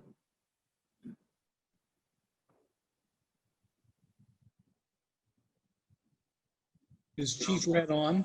Yeah, I'm on. Sorry. Yeah, nothing really to add. I'm just really here to listen and take any notes. I do want to thank Cameron and Chief Ross in particular, as we've held meetings and we've been able to communicate with them on a regular basis to make sure that we're capturing all perspectives. So, no, thanks a lot. I'm just here to listen and take notes. Thank you, Chief. Commissioner or Cameron, any other comments we want to hear from or from members of the committee? Those were the prepared comments, but the rest of the time between now and 2 o'clock is for discussion for both board members and the Love, Listen, Lead task force.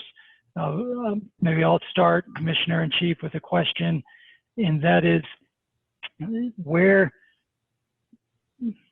do you see potential areas of consensus? I showed the matrix a moment ago where we've been collecting those different ideas. Do you have a sense yet about where you see some high level areas of consensus, or is it still too early to tell on that front?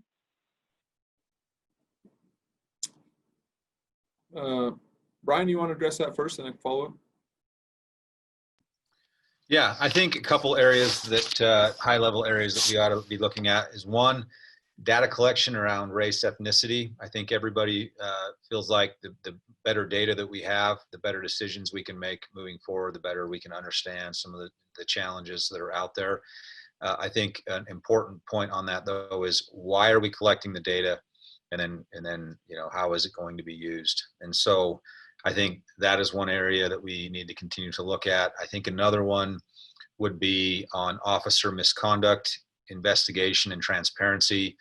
There are a lot of people calling, for more consistency in how officers are, and how departments investigate officer misconduct. There are folks that would like to see more independent investigations.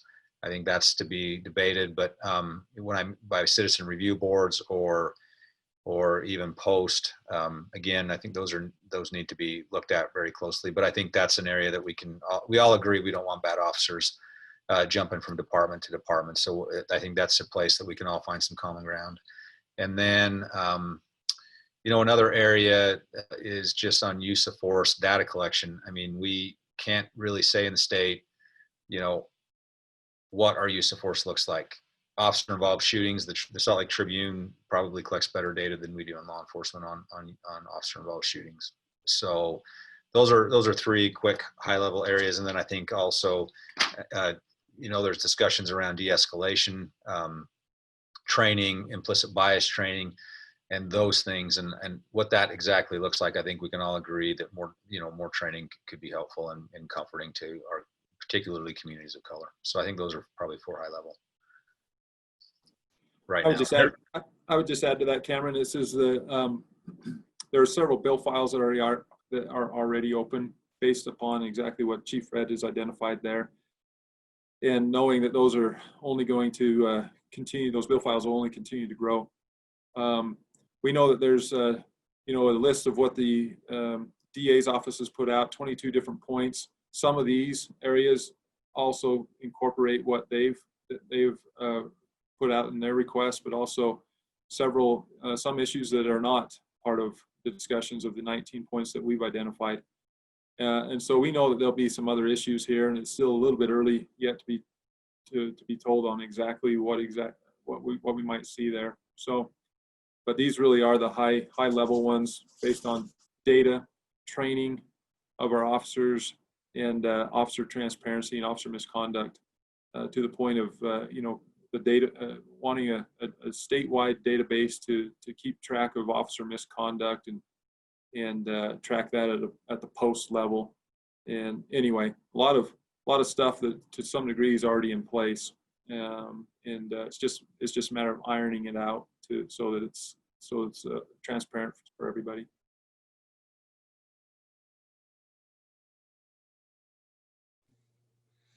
Thank you, Commissioner.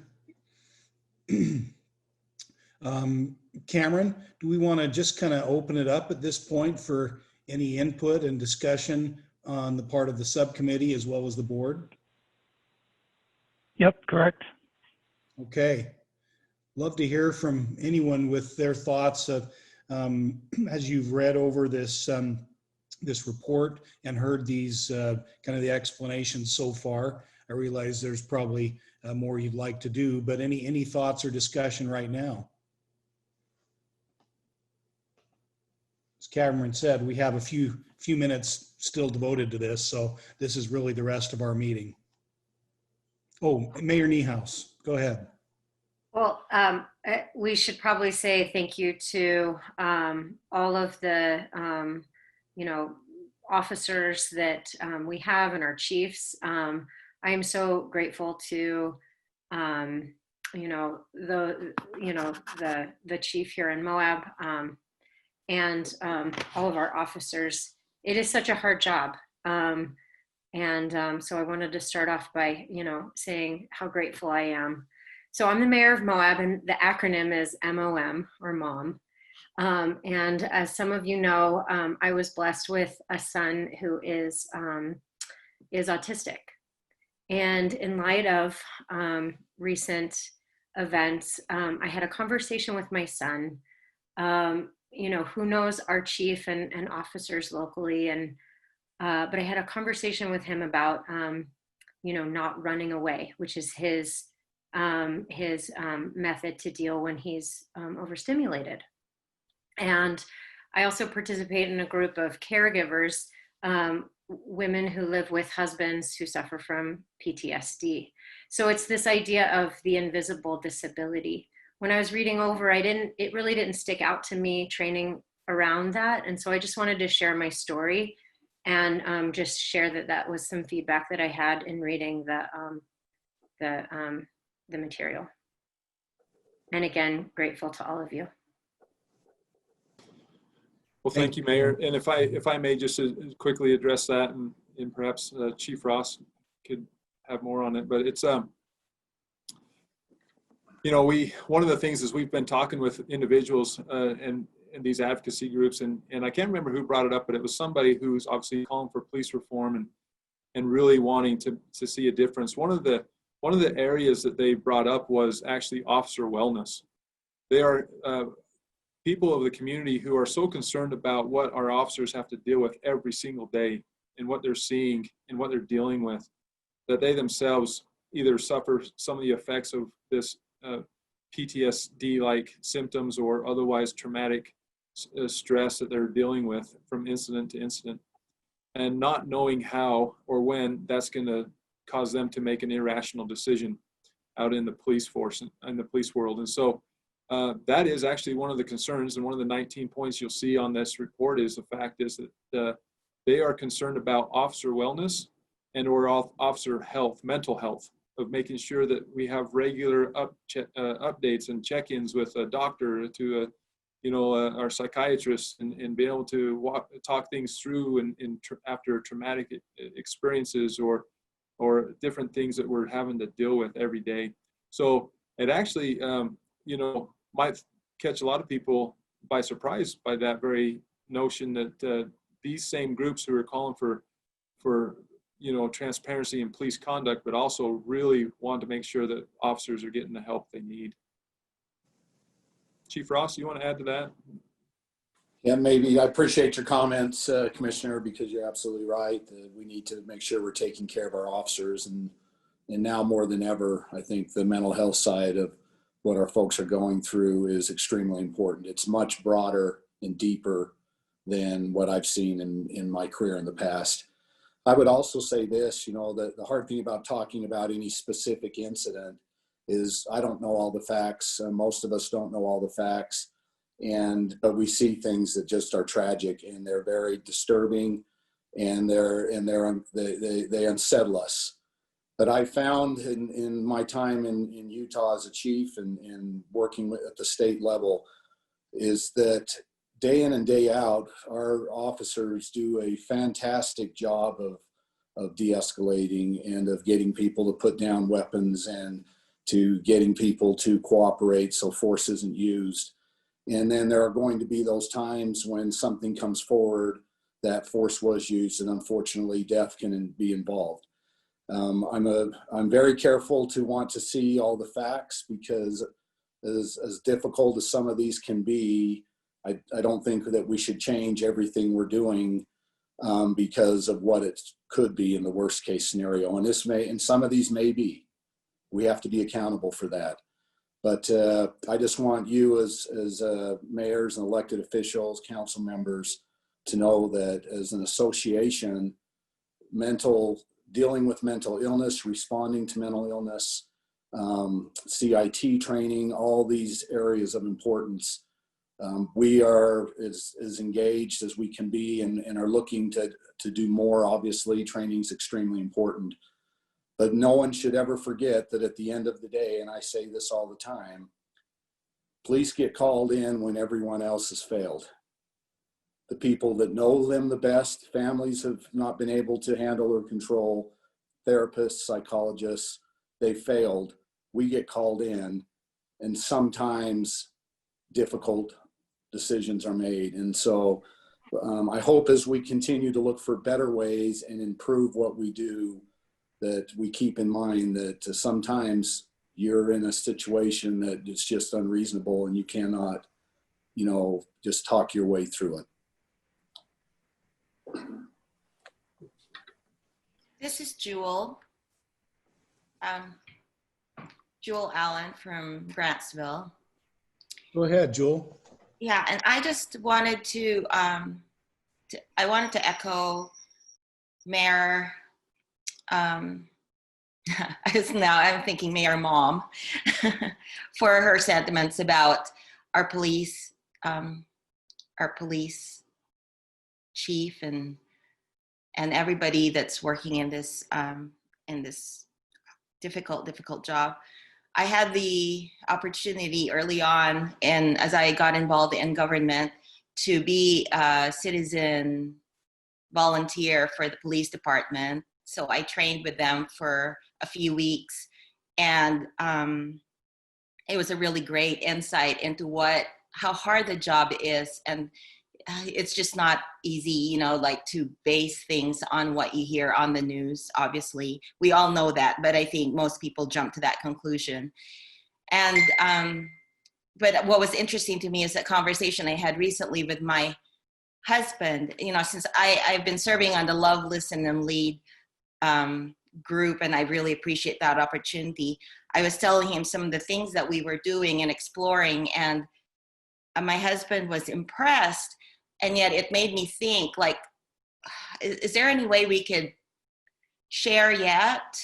I don't know what kind of media we're able to share about these efforts, because I think if people knew the amount of effort and what's going on behind the scenes, they would probably feel better that people are addressing this, people that can actually make a difference, and not just, you know, like lip service, but actually making a difference in all sorts of levels. And if my husband is not aware of it, and sometimes he can be like this Facebook warrior, you know, like criticizing things and stuff, but I shared with him some of the things we're talking about, because I wanted him to understand that, yes, things are being done. But anyway, for the sake of people like himself and other citizens, I think it would be really helpful to start establishing trust that way. So I don't know, I haven't really heard much about this group outside of the meetings that I've attended. And so maybe I'm wrong that there's actually more stuff out there. Maybe we could do more to share the good things that we are doing. And again, thank you for everybody for all the hard work that you've been putting in here. It just really makes me feel more confident about the process. Thanks, Jewel. Any other comments either to that or others? If I may, this is Chief Watt from Ogden City. One of the challenges I have was, if not the most ethnically diverse city in the state, one of the most ethnically diverse cities in the state. I meet with groups on a regular basis. I meet monthly with a consortium of Black Lives Matter, NAACP, ACLU, and the Weber State University Diversity Department. We have these monthly meetings, but I also meet with other groups. And I'm challenged to find, and the mayor attends a number of these meetings with me, Mayor Caldwell, who's also on here. I'm challenged to find any consensus among the groups. I have to be very, very careful in the ground I'm treading with making or attempting or thinking about change to satisfy one group, because it's not the same in the other. And I'll give you an example. In the one large group meeting, they very much want me to are okay with my officers asking for the on traffic stops and on contacts for the ethnic preference of the individual we're dealing with. And a number of other groups are not, and they're adamantly opposed to it. That's an issue for me, because we're looking at, okay, how do we, you know, how best do we go about doing this? Because we're very interested in data. I have one of the best data analysis centers in police work in the state, and we need data, and we make decisions off of data. And it's been data that's allowed us to have conversations and make sense. So I'm not sure that oftentimes, because we're listening to the noisiest or the ones who come forward, that we're actually hearing what we need to hear. And I think we need to be very careful, particularly as we move into the legislative session, with attempts to use legislation to solve a problem. We need to be very, very clear on second and third order effects. What's going to happen downstream with these changes that we make? We have not clearly identified actually the definitions that people best want to utilize in any given area. Just the term police reform, we may identify a whole number of results of incidents that cause people to want to discuss those points, but those aren't necessarily the police reforms they're talking about. When we started our meetings with BLM and others, they came to us with 8 Can't Wait. They were adamant that the 8 Can't Wait campaign be what we institute across the Ogden City Police Department. 8 Can't Wait fell apart. In fact, its founder has now said, look, when he was challenged on his data, which he based his formulation on, he backed away from it and has essentially withdrawn and gone silent. And it's interesting is in the same time period, in the last 2 meetings with our large group, 8 Can't Wait hasn't been what they've brought forward. They've just brought individual concerns forward. So this thing keeps morphing and changing, and is very, very difficult for us to do. So I'm advising that we not rush to conclusions, that we not take the most vocal people who come forward as our representatives for change, and that we utilize as much as possible good data analysis, good problem solving methods, and that's going to take a great deal of time. It's not something I think we can rush into to have an effect. Thank you. Thank you, Chief. Other comments?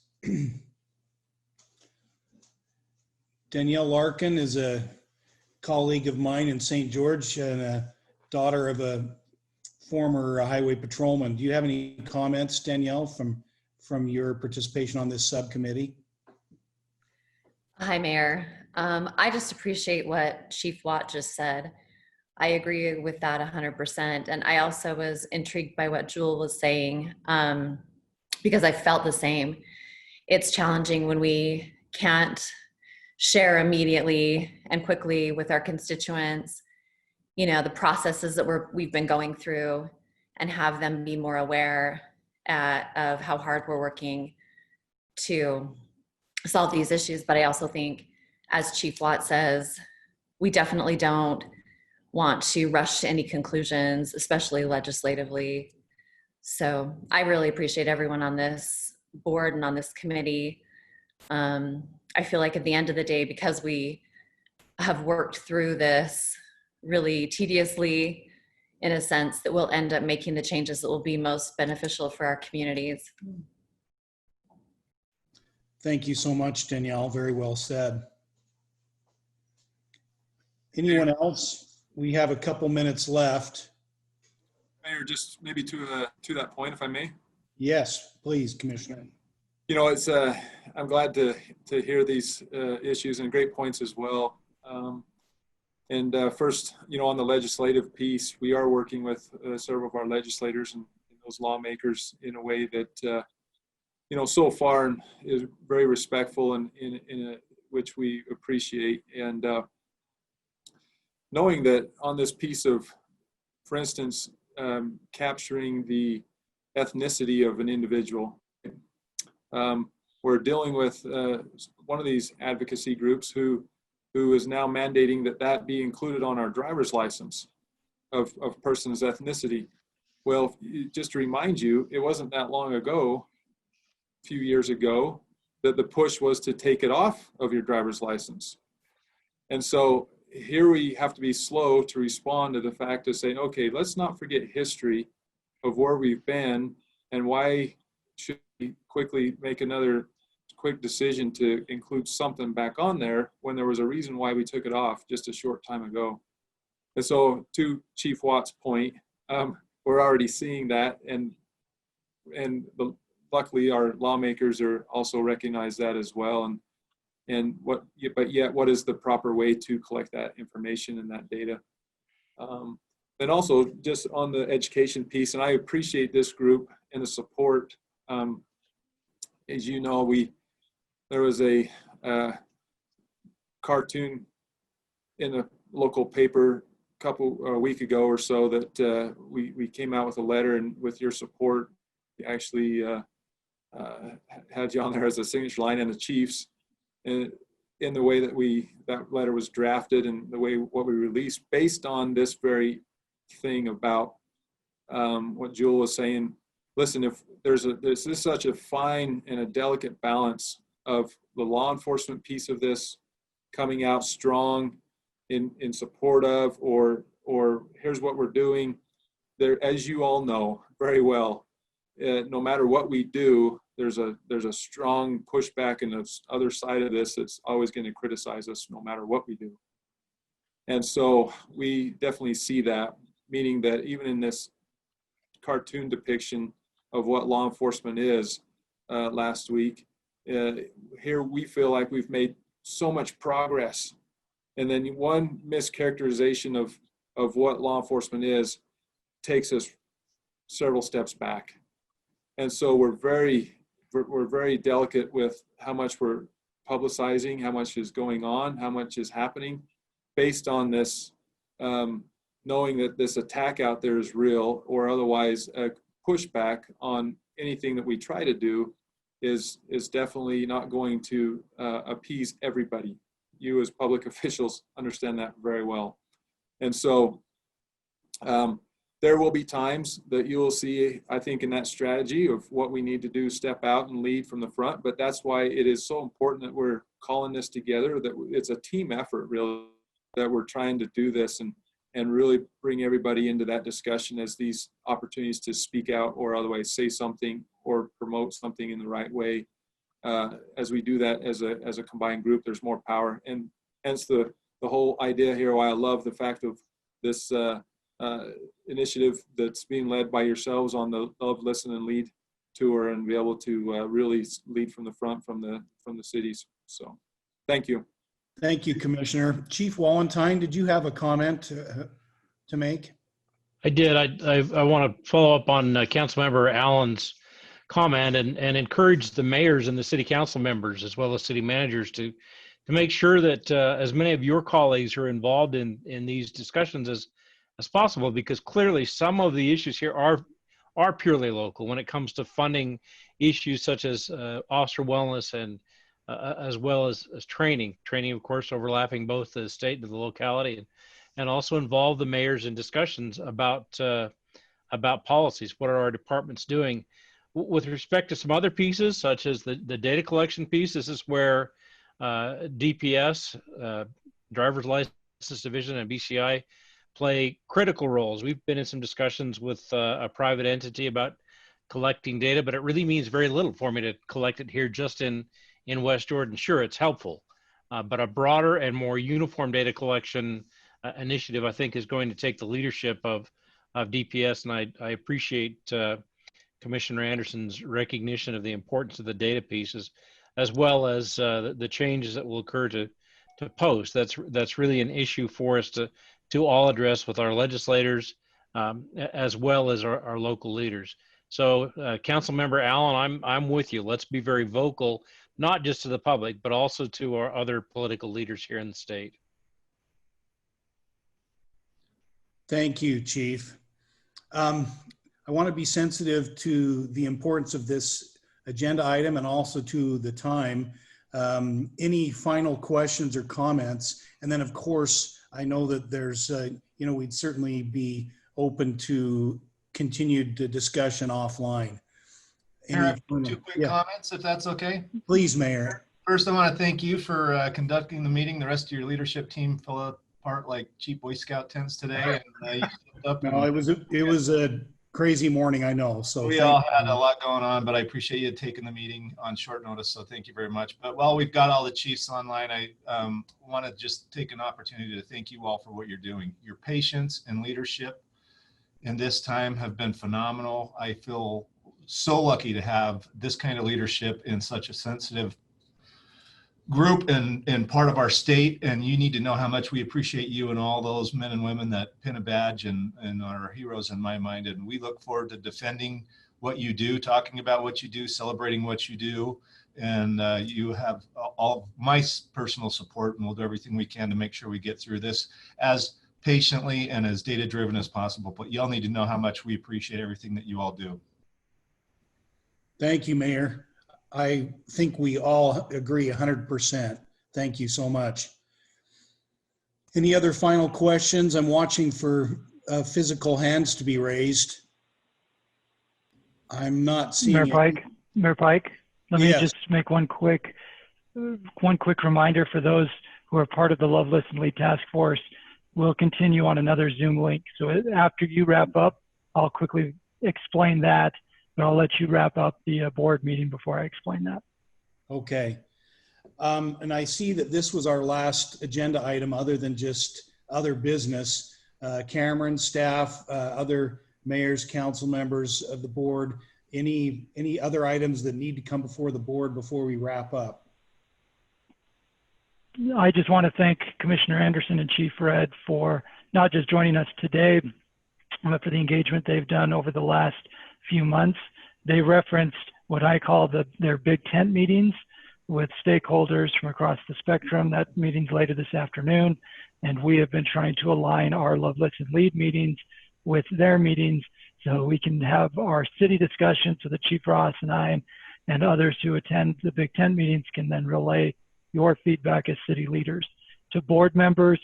As more issues come up, such as Mayor Niehaus raising the issue for training for law enforcement officers around people with disabilities and the invisible disabilities and other areas, please make sure you pass those along so we can add them to the matrix and bring them up in conversations with other stakeholders.